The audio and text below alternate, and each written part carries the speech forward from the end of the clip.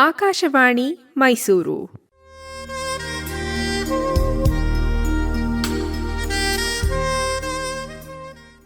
ಕೇಳುಗರಿಗೆಲ್ಲ ನಮಸ್ಕಾರ. ನಮ್ಮ ಆರೋಗ್ಯ ಕಾರ್ಯಕ್ರಮಕ್ಕೆ ಸ್ವಾಗತ. ಕೇಳುಗರೆ, ಇಂದಿನ ನಮ್ಮ ಆರೋಗ್ಯ ಕಾರ್ಯಕ್ರಮದಲ್ಲಿ ಅಕಾಲ ಪ್ರೌಢಾವಸ್ಥೆ, ಕಾರಣಗಳು ಮತ್ತು ಚಿಕಿತ್ಸೆ ಈ ಕುರಿತು ಮೈಸೂರಿನ paediatric endocrinologist doctor Arun Kumar ಅವರೊಂದಿಗೆ ಮಾತುಕತೆ ಕೇಳುವಿರಿ. ಕೇಳುಗರೆ, ಇತ್ತೀಚೆಗೆ ನಾವು ಮಕ್ಕಳಲ್ಲಿ ಬೇಗ ಪ್ರೌಢಾವಸ್ಥೆಯ ಲಕ್ಷಣಗಳನ್ನು ಕಾಣ್ತಾ ಇದ್ದೀವಿ. ಯಾಕಾಗಿ ಈ ಲಕ್ಷಣಗಳು ಬೇಗನೆ ಬರ್ತಾ ಇದೆ? ಇದಕ್ಕೆ ಕಾರಣಗಳೇನು? ಚಿಕಿತ್ಸೆ ಏನಿದೆ? ನಾವು ಏನೇನ್ ಮಾಡಬೇಕಾಗತ್ತೆ ಇದನ್ನ ಮುಂದಕ್ಕೆ ತಳ್ಳೋದಕ್ಕೆ? ಈ ಕುರಿತು ಮಾತಾಡೋದಕ್ಕೆ ನಮ್ಮ ಜೊತೆ ಇದ್ದಾರೆ ಪೀಡಿಯಾಟ್ರಿಕ್ ಎಂಡೋಕ್ರೈನಾಲಜಿಸ್ಟ್ ಆದ ಡಾಕ್ಟರ್ ಅರುಣ್ ಅವರು. ಡಾಕ್ಟರ್ ಅರುಣ್ ಅವರೇ, ಕಾರ್ಯಕ್ರಮಕ್ಕೆ ಸ್ವಾಗತ. ನಮಸ್ಕಾರ ಮೇಡಮ್. ಡಾಕ್ಟರ್ ಅರುಣ್ ಅವರೇ, ಮೊದಲೆಲ್ಲ ಆದ್ರೆ 13-14 ವರ್ಷಗಳ ನಂತರ ಒಂದು ಹೆಣ್ಣುಮಗು ಋತುಮತಿ ಆಗೋದು, ಋತುಚಕ್ರ ಆರಂಭ ಆಗೋದು ಇತ್ತು. ಆದ್ರೆ ಈಗ 8-9ನೇ ವರ್ಷಕ್ಕೆ ಆ ಮಗು ಋತುಮತಿ ಆಗ್ಬಿಡತ್ತೆ. ಅದಕ್ಕೆ ಪಾಪ ಏನೂ ಗೊತ್ತಿರಲ್ಲ, ಹೈಜೀನ್ ಬಗ್ಗೆ ಗೊತ್ತಿರಲ್ಲ, ಯಾವ ವಿಷಯದ ಬಗ್ಗೆನೂ ಗೊತ್ತಿರಲ್ಲ. ಯಾಕೆ ಬೇಗ ಶುರುವಾಗತ್ತೆ ಋತುಚಕ್ರ?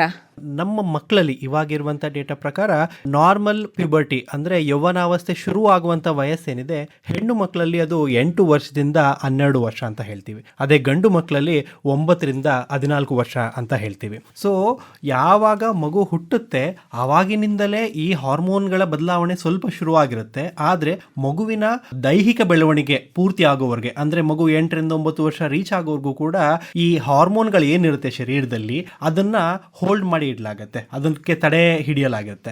ಯಾವಾಗ ಮಗು ಒಂದು 9 ವರ್ಷ 10 ವರ್ಷ ಆಗುತ್ತೆ, ಈಗ ಸೆಕೆಂಡರಿ ಸೆಕ್ಷುವಲ್ ಕ್ಯಾರೆಕ್ಟರ್ಸ್ ಮತ್ತೆ ಫರ್ಟಿಲಿಟಿ ಅಂತ ಕರಿತೀವಿ. ಸೊ ಈ ಪೊಟೆನ್ಷಿಯಲ್ ಅಟೈನ್ ಆಗಬೇಕು ಅಂತಂದ್ರೆ ಈ ಹಾರ್ಮೋನ್ಗಳು ರಿಯಾಕ್ಟಿವೇಟ್ ಆಗುತ್ತೆ ಮತ್ತೆ ಅದು ಕೆಲಸ ಮಾಡಕ್ ಶುರು ಆಗುತ್ತೆ. ಸೊ ಹೀಗಾಗಿ ಈ ಸಮಯದಲ್ಲಿ ಏನಾಗುತ್ತೆ, ಸೆಕೆಂಡರಿ ಸೆಕ್ಷುವಲ್ ಕ್ಯಾರೆಕ್ಟರ್ಸ್ ಅಂದ್ರೆ ಗಂಡು ಮಕ್ಕಳಲ್ಲಿ ಮತ್ತೆ ಹೆಣ್ಣು ಮಕ್ಕಳಲ್ಲಿ, ಗಂಡು ಮಕ್ಕಳಲ್ಲಾದ್ರೆ ಶರೀರ ಬೆಳವಣಿಗೆ ಆಗ್ತಾ ಹೋಗುವಂಥದ್ದು, ಮಾಂಸಖಂಡಗಳ ಬೆಳವಣಿಗೆ ಆಗ್ತಾ ಹೋಗುವಂಥದ್ದು, ಅವರ ಧ್ವನಿ ಬದಲಾವಣೆ ಆಗ್ತಾ ಹೋಗುವಂಥದ್ದು, ಗುಪ್ತಾಂಗಗಳಲ್ಲಿ ಕಂಕ್ಳುಗಳಲ್ಲಿ ಕೂದಲು ಬರಕ್ ಶುರು ಆಗುವಂಥದ್ದು, ಮುಖದಲ್ಲಿ ಮೀಸೆಗಡ್ಡ ಶುರು ಆಗುವಂಥದ್ದು, ಇದೆಲ್ಲ ಲಕ್ಷಣಗಳು ಶುರು ಆಗುತ್ತೆ. ಅದೇ ಹೆಣ್ಣು ಮಗುವಲ್ಲಿ ಅಂದ್ರೆ 8 ವರ್ಷ ಆದ್ಮೇಲೆ ಹೆಣ್ಣು ಮಗುವಲ್ಲಿ ಎದೆ ಒಬ್ಬುವಿಕೆ ಅಂದ್ರೆ ಎದೆ ಬೆಳವಣಿಗೆ ಶುರು ಆಗುತ್ತೆ, ಸ್ತನಗಳ ಬೆಳವಣಿಗೆ ಶುರು ಆಗುತ್ತೆ, ಗುಪ್ತಾಂಗಗಳಲ್ಲಿ ಕೂದಲುಗಳು ಶುರು ಆಗುತ್ತೆ, ಮಗುವಿನ ಎತ್ತರ ಜಾಸ್ತಿ ಆಗ್ತಾ ಹೋಗುತ್ತೆ.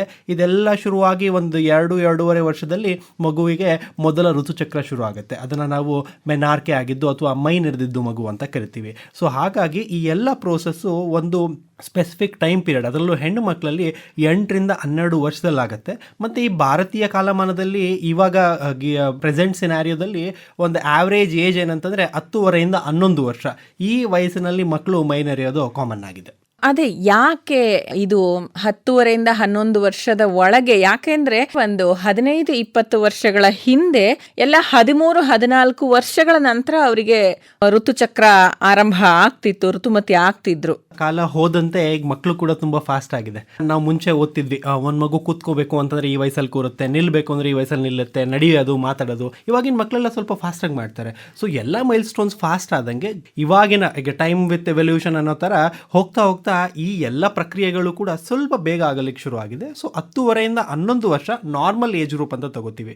ಆದ್ರೆ ಕೆಲವೊಂದು ಮಕ್ಕಳಿಗೆ ಏನಾಗುತ್ತೆ, 8 ವರ್ಷಕ್ಕೆ ಮುಂಚೆನೆ ಮಗು ಇನ್ನು 8.5 ವರ್ಷ ಆಗಿರುತ್ತೆ, 9 ವರ್ಷ ಆಗಿರುತ್ತೆ, ಅಂದ್ರೆ ಮಗು ಒಂದು 3ನೇ ಕ್ಲಾಸು 4ನೇ ಕ್ಲಾಸು ಇರುತ್ತೆ, ಆ ಮಗುವಿಗೆ ಋತುಚಕ್ರ ಶುರು ಆಗ್ಬಿಡುತ್ತೆ. ಸೊ ಹಾಗಾದಾಗ ಏನಂತೀವಿ ನಾವು, ಅದನ್ನ ಅಕಾಲಿಕ ಪ್ರೌಢಾವಸ್ಥೆ ಅಂದ್ರೆ ಪ್ರಿಕಾಷಸ್ ಪ್ಯೂಬರ್ಟಿ ಅಂತ ಕರಿತೀವಿ. ಸೊ ಆವಾಗ ತೊಂದರೆಗಳಾಗತ್ತೆ.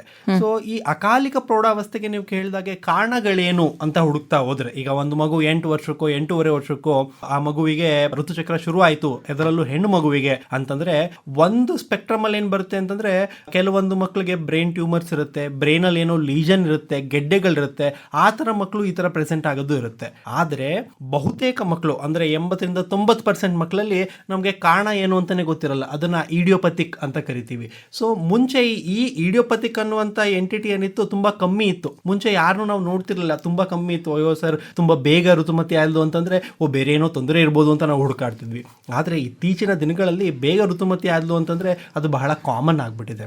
ಸೊ ಇದ್ರ ಹಿಂದೆ ಇರುವಂಥ ಕಾರಣಗಳೇನು ಅಂತ ಹುಡುಕ್ತಾ ಹೋದರೆ ಮುಂಚಿನದಕ್ಕೂ ಅಂದರೆ 15-20 ವರ್ಷ ಮುಂಚೆ ಮತ್ತು ಇವಾಗ ಅದರಲ್ಲೂ ಸ್ಪೆಸಿಫಿಕ್ ಆಗಿ ಕೋವಿಡ್ ಬಂದ ನಂತರ ಏನಾಗಿದೆ ಅಂತಂದರೆ ಮಕ್ಕಳ ಜೀವನ ಶೈಲಿಯಲ್ಲಿ ಸಾಕಷ್ಟು ಬದಲಾವಣೆ ಆಗಿದೆ. ಈಗ ಮಕ್ಕಳು ಎಲ್ರಿಗೂ ಗೊತ್ತಾಯಿತು, ನಾವು ಶಾಲೆಗೆ ಹೋಗಿ ಕಲಿಬೇಕು ಅಂತೇನಿಲ್ಲ, ಮನೇಲಿ ಕೂತು ಕಲಿಬೋದು. ಮಕ್ಕಳು ಒಂದೇ ಕಡೆ ಕೂತಿರ್ತಾರೆ, ಮನೆಯಿಂದ ಆಚೆ ಹೋಗ್ದೇನೂ ಕೂಡ ಅವರಿಗೆ ಎಂಟರ್ಟೈನ್ಮೆಂಟ್ ಸಿಗುತ್ತೆ. ಅವರು ಫೋನಲ್ಲೇ ನೋಡ್ತಾರೆ, ಫೋನಲ್ಲೇ ಆಟ ಆಡ್ತಾರೆ, ಮೂವೀಸ್ ನೋಡ್ತಾರೆ. ಸೊ ಮಕ್ಕಳು ಫಿಸಿಕಲ್ ಆಕ್ಟಿವಿಟಿ ಕಮ್ಮಿ ಆಗಿದೆ. ಮತ್ತು ಮಕ್ಕಳು ತಿನ್ನುವಂಥ ಊಟದಲ್ಲಿ ಬದಲಾವಣೆ ಆಗಿದೆ.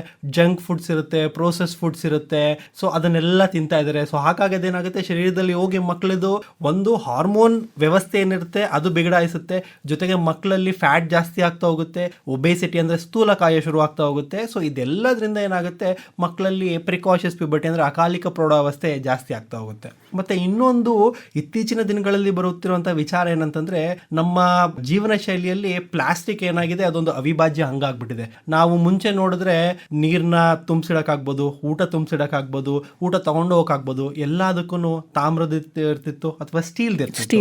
ಆದರೆ ಇವಾಗ ಕುಡಿಯೋ ನೀರಿನ ಬಾಟ್ಲಿಂದ ಹಿಡಿದು ಪ್ರತಿಯೊಂದು ಕೂಡ ಪ್ಲಾಸ್ಟಿಕ್ ಅಲ್ಲೇ ಬರುತ್ತೆ. ಈ ಪ್ಲಾಸ್ಟಿಕ್ ಏನಿರುತ್ತೆ ಅದರಲ್ಲಿ ಕೆಲವೊಂದು ಕೆಮಿಕಲ್ಸ್ ರಿಲೀಸ್ ಆಗುತ್ತೆ, ಥ್ಯಾಲೇಟ್ಸ್, BPA ಅಂತ ಕರಿತೀವಿ. ಸೊ ಈ ಎಲ್ಲ ಕೆಮಿಕಲ್ಸ್ ಏನಾಗುತ್ತೆ, ನಿಧಾನಕ್ಕೆ ಬಾಡಿ ಒಳಗಡೆ ಇಂಟ್ರೊಡ್ಯೂಸ್ ಆದಾಗೇನೆ ಅದು ಹೋಗಿ ಅದು ಹಾರ್ಮೋನ್ ಥರ ಆ್ಯಕ್ಟ್ ಮಾಡೋಕ್ಕೆ ಶುರು ಮಾಡುತ್ತೆ. ಹಾರ್ಮೋನ್ ಮಿಮಿಕರ್ ಅಂತ ಕರಿತೀವಿ ನಾವು ಅದನ್ನು. ಅದೇನು ಮಾಡುತ್ತೆ, ಹಾರ್ಮೋನ್ ಥರ ಕೆಲಸ ಮಾಡಿ ಮಕ್ಕಳಲ್ಲಿ ಪ್ಯೂಬರ್ಟಿನ ಇಂಡ್ಯೂಸ್ ಮಾಡ್ತಿರುತ್ತೆ. ಬ್ರೈನ್ ವೆಯ್ಟ್ ಮಾಡ್ತಿರುತ್ತೆ, ಮಗುಗೆ 8 ವರ್ಷ ಆಗಲಿ, 9 ವರ್ಷ ಆಗಲಿ, 10 ವರ್ಷ ಆಗಲಿ, ಇವಾಗ ನಾನು ಶುರು ಮಾಡ್ತೀನಿ, ಮಗುಗೆ ಇವಾಗ ಪ್ರೌಢಾವಸ್ಥೆ ವಿಚಾರಗಳು ಬರಬೇಕು ಅಂತ. ಆದರೆ ಆಚೆಯಿಂದ ಬಂದಿರೋ ಕೆಮಿಕಲ್ಸ್ ಅದನ್ನೆಲ್ಲ ಕೇಳಲ್ಲ, ಅದು ಹೋಗುತ್ತೆ, ತಕ್ಷಣ ಬಾಡಿನ ಸ್ಟಿಮ್ಯುಲೇಟ್ ಮಾಡುತ್ತೆ. ಮಕ್ಕಳಲ್ಲಿ ಏನಾಗುತ್ತೆ, ಪ್ರೌಢಾವಸ್ಥೆ ಫೀಚರ್ಸು ತುಂಬ ಬೇಗ ಅಂದರೆ 8 ವರ್ಷಕ್ಕೋ 8.5 ವರ್ಷಕ್ಕೂ ಶುರು ಆಗಿಬಿಡುತ್ತೆ. ಸೊ ಹಾಗಾಗಿ ಇವಾಗಿರುವಂಥ ಮಕ್ಕಳ ಲೈಫ್ ಸ್ಟೈಲ್, ಜೀವನ ಶೈಲಿ ಏನಾಗಿದೆ ಅದು ಬದಲಾಗಿದೆ. ಮತ್ತು ನಾವು ಉಪಯೋಗಿಸ್ತಿರುವಂಥ ಊಟಗಳಾಗಿರ್ಬೋದು, ಮತ್ತು ನಮ್ಮ ಜೀವನ ಶೈಲಿ ಏನಿದೆ ಅದೆಲ್ಲದರಿಂದ ಕೂಡ ಮಕ್ಕಳಲ್ಲಿ ಅಕಾಲಿಕ ಪ್ರೌಢಾವಸ್ಥೆಯ ಈ ಪ್ರಮಾಣ ಏನಾಗಿದೆ ಜಾಸ್ತಿ ಆಗಿದೆ. ಜಂಕ್ ಫುಡ್ಡಲ್ಲಿ ಅಂದರೆ ಈ ಗೋಬಿ ಮಂಚೂರಿ ಇರ್ಬೋದು, ಆ ಥರ ಬೇರೆ ಬೇರೆ ಜಂಕ್ ಫುಡ್ಡಲ್ಲಿ ಆಹಾರ ಪದಾರ್ಥಗಳಲ್ಲಿ, ಹೊರಗಡೆ ಸಿಗುವಂಥ ಆಹಾರ ಪದಾರ್ಥಗಳಲ್ಲಿ ಬಳಸುವಂಥ ಕೆಮಿಕಲ್ಸ್, ಅದರಿಂದನೂ ನಮಗೆ ಅಕಾಲ ಪ್ರೌಢಾವಸ್ಥೆ ಉಂಟಾಗಬಹುದು. ಖಂಡಿತ. ಯಾಕಂದರೆ ನಮ್ಮ ಶರೀರದಲ್ಲಿ ಹಾರ್ಮೋನ್ಸ್ ಅಂತ ಕರಿತೀವಿ. ಹಾರ್ಮೋನ್ ಅಂದರೆ ಇಂಗ್ಲಿಷ್ ಪದದ ಅರ್ಥ ಹಾರ್ಮನಿ ಅಂತಂದರೆ ಎಲ್ಲವನ್ನು ಬ್ಯಾಲೆನ್ಸ್ನಲ್ಲಿ ಇಡುವಂಥದ್ದು ಅಂತ. ಸೊ ಯಾವಾಗ ಎಲ್ಲ ಹಾರ್ಮೋನ್ಗಳೇನಿರುತ್ತೆ ತುಂಬ ಸೆನ್ಸಿಟಿವ್, ಆ ಸಂವೇದನಾಶೀಲ ಕೆಮಿಕಲ್ಸ್ ಅಂತ ಕರಿಬೋದು. ಸೊ ಯಾವಾಗ ನಾವು ಆಚೆಯಿಂದ ಯಾವುದೋ ಕೆಮಿಕಲ್ಸ್ನ ಇಂಟ್ರೊಡ್ಯೂಸ್ ಮಾಡ್ತೀವಿ, ಆ ಹಾರ್ಮೋನ್ಸ್ಗಳನ್ನ ಹಾರ್ಮನಿಯಲ್ಲಿ ಡೆಫಿನೆಟ್ಲಿ ಮೇಲೆ ಕೆಳಗಡೆ ಆಗಬಹುದು. ಅದರಿಂದ ಮಕ್ಕಳು ಅಕಾಲಿಕ ಪ್ರೌಢಾವಸ್ಥೆಗೆ ತುತ್ತಾಗ್ಬೋದು. ಜೊತೆಗೆ ಈ ಸ್ಕ್ರೀನ್ ಟೈಮು ತುಂಬ ಕಾರಣ ಆಗತ್ತೆ ಅಂತ ಅನ್ಕೊಳ್ತೀನಿ. ಸ್ಕ್ರೀನ್ ಟೈಮಿಂದನೂ ಕೂಡ ಸೋಷಿಯಲ್ ಮೀಡಿಯಾದಲ್ಲಿ ಅವ್ರು ತುಂಬ ಆಕ್ಟಿವ್ ಆಗಿರೋದ್ರಿಂದನೂ ಅವ್ರಿಗೆ ಬೇಗ ಹಾರ್ಮೋನ್ಸ್ ರಿಲೀಸ್ ಆಗಿ ಅವರು ಪ್ರೌಢಾವಸ್ಥೆಯನ್ನು ಬೇಗ ತಲುಪಬಹುದು ಅಂತ. ಹೌದು, ಸ್ಕ್ರೀನ್ ಟೈಮಿಂದ ಏನಾಗುತ್ತೆ ಅಂತಂದರೆ, ಸ್ಕ್ರೀನ್ ಟೈಮ್ ಡೈರೆಕ್ಟಾಗಿ ಈಗ ಜಾಸ್ತಿ ಹೊತ್ತು ಫೋನ್ ನೋಡಿದ್ರು ಅದಕ್ಕೆ ಅಕಾಲಿಕ ಪ್ರೌಢಾವಸ್ಥೆ ಆಯಿತು ಅಂತ ಇಲ್ಲ ಅಂದರೂ ಪರೋಕ್ಷವಾಗಿ ಬಹಳಷ್ಟು ಎಫೆಕ್ಟ್ಸ್ ಇದ್ರ ಮೇಲಿದೆ. ಈಗ ಮಕ್ಕಳು ಸ್ಕ್ರೀನಲ್ಲೇ ತುಂಬ ಇರ್ತಾರೆ ಅಂತಂದರೆ, ಒಂದು ಅವ್ರ ಆಟದ ಸಮಯ ಕಮ್ಮಿ ಆಯಿತು. ಆಟದ ಸಮಯ ಕಮ್ಮಿ ಆಯಿತು ಅಂತಂದರೆ ಮಕ್ಕಳಲ್ಲಿ ಕ್ಯಾಲರಿ ಬರ್ನ್ ಆಗಲ್ಲ. ನಾವೆಲ್ಲ ಮುಂಚೆ ಅಂದರೆ ಶನಿವಾರ ಭಾನುವಾರ ಅಂದರೆ 10-12 ಗಂಟೆ ಆಟ ಆಡ್ತಿದ್ವಿ. ಪ್ರತಿದಿನ 3-4 ಗಂಟೆ ಮಕ್ಕಳು ಆಚೆ ಹೋಗೋರು, ಆಟ ಆಡೋರು. ಇವಾಗಿನ ಕರಿಕ್ಯುಲಮ್ ಇರ್ಬೋದು, ಮಕ್ಕಳು ತುಂಬ ಓದೋದಿರುತ್ತೆ ಮತ್ತು ಫೋನಲ್ಲೇ ಮುಳುಗಿರ್ತಾರೆ ತುಂಬ ಮಕ್ಕಳು. ಸೊ ಅವಾಗ ಏನಾಗುತ್ತೆ, ಮಕ್ಕಳು ಆಟ ಆಡ್ಲಿಕ್ಕೆ ಅವರಿಗೆ ಟೈಮ್ ಸಿಗಲ್ಲ. ಎರಡನೇದು, ಸ್ಕ್ರೀನ್ ಟೈಮಿಂದ ಏನಾಗುತ್ತೆ, ಮಕ್ಕಳ ನಿದ್ರಾವಸ್ಥೆಯಲ್ಲಿ ಬದಲಾವಣೆ ಆಗುತ್ತೆ. ಯಾವಾಗಲೂ ಮಲಗೋದು, ಯಾವಾಗಲೂ ಎದ್ದೇಳೋದು.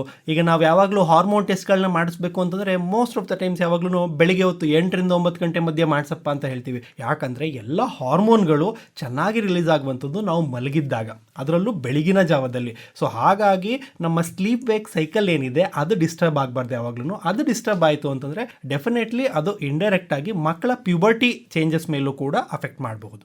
ಈ ಅಕಾಲ ಪ್ರೌಢಾವಸ್ಥೆ ಯಾವಾಗ ಆ ಮಗುವಿಗೆ ಸಮಸ್ಯೆ ಆಗುತ್ತೆ? ಅಕಾಲಿಕ ಪ್ರೌಢಾವಸ್ಥೆ ಈಗ ಒಂದು ನಾವು ಹೇಳಿದ್ವಿ, ಮಗುವಿನಲ್ಲಿ ಫಿಸಿಕಲ್ ಚೇಂಜಸ್ ಆಗ್ತಾ ಇರುತ್ತೆ. ಅಂದರೆ ಒಂದು 3ನೇ ಕ್ಲಾಸು 4ನೇ ಕ್ಲಾಸ್ ಮಗು, ಹೆಣ್ಮಗು, ಅದರಲ್ಲಿ ಮಗುವಿಗೆ ಸ್ತನಗಳ ಬೆಳವಣಿಗೆ ಆಗ್ತಿದೆ, ಮಗುವಿಗೆ ಋತುಚಕ್ರ ಶುರುವಾಗಿದೆ ಅಂದರೆ ಅದು ಮಾನಸಿಕವಾಗಿ ಆ ಮಗುವಿನ ಮೇಲೆ ತುಂಬ ಪರಿಣಾಮ ಬೀರುತ್ತೆ. ಎಲ್ಲರೂ ಏನೋ ಒಂಥರ ನೋಡ್ತಿದ್ದಾರೆ ಅಂತ ಅನಿಸುತ್ತೆ. ಮಗುವಿಗಿಂತ ಹೆಚ್ಚಾಗಿ ತಂದೆ ತಾಯಂದ್ರಿಗೆ ತುಂಬ ಜಾಸ್ತಿ ತೊಂದರೆ ಆಗಿ ಪರಿಣಮಿಸುತ್ತೆ. ಅವರು ಮಾನಸಿಕವಾಗಿ ಕುಗ್ಗೋಗ್ಬಿಡ್ತಾರೆ, ಏನಪ್ಪ ಇನ್ನೂ ಚಿಕ್ಕ ಮಗು ನಂದು. ಅಂದರೆ ನಮ್ಮಲ್ಲಿ ಒಂದು ಏನು ವಿಚಾರ ಅಂತಂದರೆ, ಮಗು ಋತುಮತಿ ಆದ್ಲು ಅಂತಂದರೆ ಅವಳಲ್ಲಿ ದೈಹಿಕ ಬದಲಾವಣೆಗಳಿದೆ, ಮಾನಸಿಕ ಬದಲಾವಣೆ ಹೇಗಿದೆ, ಮಗು ದೊಡ್ಡವಳು ಅಂತ ಅರ್ಥ. ಆದರೆ ಒಂದು 2ನೇ ಕ್ಲಾಸ್ 3ನೇ ಕ್ಲಾಸ್ ಮಗುವಿನಲ್ಲೇ ಈ ಥರ ತೊಂದರೆಗಳು ಶುರು ಆಯಿತು ಅಂತಂದಾಗ ಮಗು ಮತ್ತು ತಂದೆ ತಾಯಿ ಇಬ್ಬರೂ ಮಾನಸಿಕವಾಗಿ ಕುಗ್ಗೋಗ್ತಾರೆ. ಇದು ಒಂದು ವಿಚಾರ. ಆದರೆ ಇನ್ನೊಂದು ವಿಚಾರ, ಮಗುವಿನ ಎತ್ತರದಲ್ಲಿ ಕಮ್ಮಿ ಆಗುತ್ತೆ. ಅಂದರೆ ನಾವೇನು ಹೇಳ್ತೀವಿ ಅಂತಂದರೆ ಮಗು ಒಂದು 10ರಿಂದ 11 ವರ್ಷ ಋತುಮತಿ ಆಗೋವರೆಗೂ ಒಂದು ಹೈಟ್ ಗೇನ್ ಇರುತ್ತೆ, ಅಂದರೆ ಮಿನಿಮಮ್ 5ರಿಂದ 6 ಸೆಂಟಿಮೀಟ್ರ್ ಒಂದು ವರ್ಷಕ್ಕೆ ಹೈಟ್ ಗೇನ್ ಇರುತ್ತೆ ಅಂತ. ಸೊ 10 ವರ್ಷ ಋತುಮತಿ ಆಗುವಂಥ ಪ್ರೋಸೆಸ್ಸಲ್ಲಿ 3 ವರ್ಷದಲ್ಲಿ ತುಂಬ ಚೆನ್ನಾಗಿ ಒಂದು 25ರಿಂದ 26 ಸೆಂಟಿಮೀಟ್ರ್ ಹೈಟ್ ಗೇನ್ ಆಗುತ್ತೆ. ಆದರೆ ಈ ಮಕ್ಕಳು ಏನು ಋತುಮತಿ ಬೇಗ ಆದಲು, ಅಂದರೆ 10 ವರ್ಷಕ್ಕೆ ಆಗಬೇಕಿರೋ 8 ವರ್ಷಕ್ಕೆ ಆಯಿತು ಅಂತಂದರೆ ಆ 2 ವರ್ಷ ಏನು ಮಗು ಬೆಳಿಬೇಕಿತ್ತು ಆ ಹೈಟ್ ಕಮ್ಮಿ ಆಗುತ್ತೆ. ಹಾಗಾಗಿ ಫೈನಲ್ ಅಡಲ್ಟ್ ಹೈಟ್, ಅಂದರೆ ಆ ಮಗು ದೊಡ್ಡವಳಾದ್ಮೇಲೆ ಏನು ಎತ್ತರ ಬರಬೇಕಿತ್ತು ಅದು ಕಮ್ಮಿ ಆಗುತ್ತೆ. ಅವಳ ಜೀವನ ಪರ್ಯಂತ ಅದು ನಾನು ಕುಳ್ಳಕ್ಕಿದ್ದೀನಿ ಅನ್ನುವಂಥ ಒಂದು ಮಾನಸಿಕ ತೊಂದರೆ ಕೂಡ ಅವಳನ್ನ ಕಾಡ್ತಾ ಇರುತ್ತೆ. ಹೆಣ್ಣು ಮಕ್ಕಳಿಗೆ ಅಂದರೆ ಋತುಚಕ್ರ ಆರಂಭ ಆಗತ್ತೆ. ಆದರೆ ಈ ಗಂಡು ಮಕ್ಕಳಲ್ಲಿ ಪ್ರೌಢಾವಸ್ಥೆ ಬೇಗ ಬಂದರೆ ಅವ್ರಿಗೆ ಯಾವ್ಯಾವ ಲಕ್ಷಣಗಳು ಕಾಣಿಸ್ಕೊಳ್ಳುತ್ತೆ?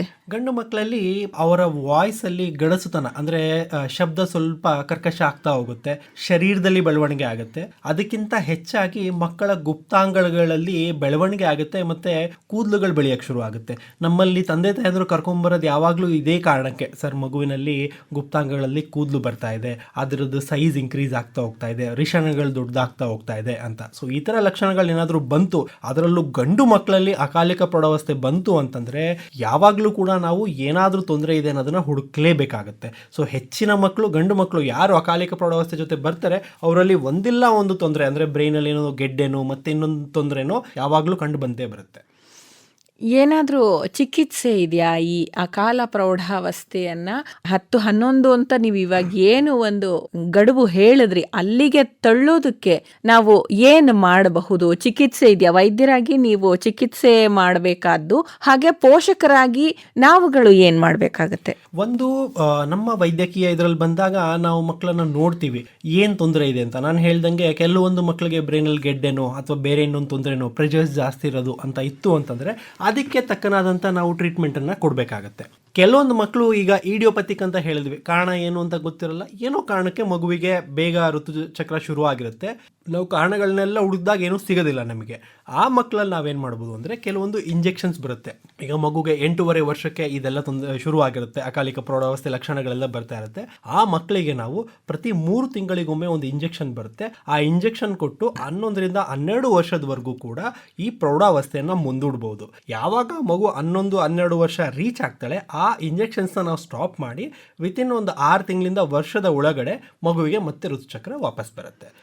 ಅಂದರೆ ಆ ಲಕ್ಷಣಗಳನ್ನು, ಅಂದರೆ ಎದೆ ಭಾಗ ದೊಡ್ಡದಾಗೋದು, ಅವಾಗ ನೋಡಿ ಪೋಷಕರು ಕರ್ಕೊಂಡು ಬರ್ತಾರಾ? ಹೌದು, ಖಂಡಿತ ಕರ್ಕೊಂಡ್ಬರ್ತಾರೆ ಮೇಡಮ್. ಯಾಕಂದರೆ ಪೋಷಕರಿಗೆ ಈ ವಿಚಾರ ಏನಿರುತ್ತೆ, ಮಾನಸಿಕವಾಗಿ ಸಾಕಷ್ಟು ತೊಂದರೆ ಕೊಡುತ್ತೆ. ಈಗ 2-3ನೇ ಕ್ಲಾಸ್ ಮಗು ತಂದೆ ತಾಯಂದ್ರು ಬಂದು ಕಣ್ಣೀರು ಹಾಕ್ತಾರೆ ನಮ್ಮ ಮುಂದೆ, ಸರ್ ಇನ್ನೂ 3ನೇ ಕ್ಲಾಸು ಸರ್ ಮಗು, ಈಗ ಇವಳಿಗೆ ಪೀರಿಯಡ್ಸ್ ಎಲ್ಲ ಆಯಿತು, ಋತುಚಕ್ರ ಆಯಿತು ಅಂತಂದರೆ ಹೇಗೆ ಮ್ಯಾನೇಜ್ ಮಾಡುತ್ತೆ, ಇನ್ನೂ ಪುಟ್ಟು ಮಗು, ಹೈಜೀನನ್ನು ಕಲ್ತಿಲ್ಲ, ಹೇಗೆ ಇದನ್ನೆಲ್ಲ ಕಾಳಜಿ ಮಾಡಬೇಕು ಅಂತ ಅವಳಿಗೆ ಗೊತ್ತಿಲ್ಲ ಅಂತ. ಸೊ ಹಾಗಾಗಿ ತುಂಬ ಪೋಷಕರು ಕರ್ಕೊಂಡ್ಬರ್ತಾರೆ. ಬಟ್ ಕೆಲವೊಂದು ಪೋಷಕರು ಏನು ಮಾಡ್ತಾರೆ, ಸುಮಾರು ವಯಸ್ಸಾದ್ಮೇಲೆ ಕರ್ಕೊಂಡ್ಬರ್ತಾರೆ, ಆವಾಗ ನಮ್ಮಲ್ಲಿ ಏನು ಮಾಡಲಿಕ್ಕೆ ಉಳಿದಿರಲ್ಲ. ಸೊ ಹಾಗಾಗಿ ಯಾವಾಗ ಈ ಲಕ್ಷಣಗಳನ್ನ ನೋಡ್ತಾರೆ ಮಕ್ಕಳಲ್ಲಿ, ಆ ತಕ್ಷಣವೇ ಕರ್ಕೊಂಡ್ಬಂದರೆ ನಾವು ಕೂಡ ಅದನ್ನು ಸರಿಯಾದ ತರಹದಲ್ಲಿ ಚಿಕಿತ್ಸೆ ಮಾಡ್ಬೋದು. ಮತ್ತು ನೀವು ಕೇಳ್ದಂಗೆ ಹೇಗೆ ತಡೆಗಟ್ಟಬೇಕು ಅಂತ, ಒಂದು ಆ ಥರದ್ದು ಏನಾದರೂ ಬ್ರೈನಲ್ಲಿ ಗೆಡ್ಡೆಗಳಿರ್ಬೋದು, ಆರ್ಗ್ಯಾನಿಕ್ ಕಾಲ್ಸ್ ಅಂತ ಇರುತ್ತೆ, ಅದು ನಮ್ಮ ಕೈಲಿರಲ್ಲ.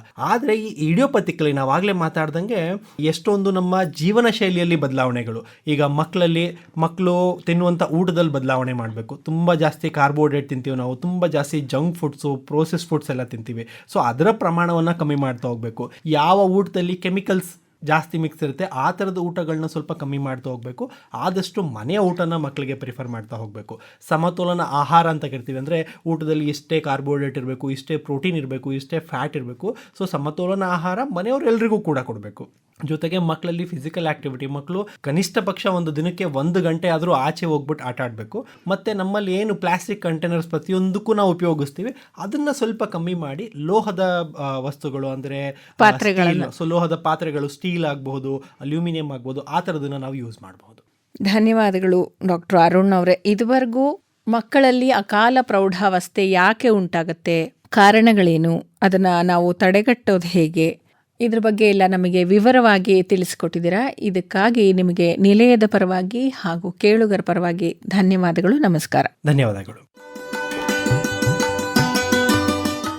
ಇದುವರೆಗೆ ಅಕಾಲ ಪ್ರೌಢಾವಸ್ಥೆ, ಕಾರಣಗಳು ಮತ್ತು ಚಿಕಿತ್ಸೆ ಈ ಕುರಿತು ಮೈಸೂರಿನ paediatric endocrinologist doctor Arun Kumar ಅವರೊಂದಿಗೆ ಮಾತುಕತೆ ಕೇಳಿದಿರಿ. ಇವರೊಂದಿಗೆ ಭಾಗವಹಿಸಿದವರು ತೇಜಸ್ವಿನಿ ಗಿರೀಶ್. ಈ ಕಾರ್ಯಕ್ರಮ ಆಕಾಶವಾಣಿ ಮೈಸೂರು ಕೇಂದ್ರದಿಂದ ಮೂಡಿಬಂತು.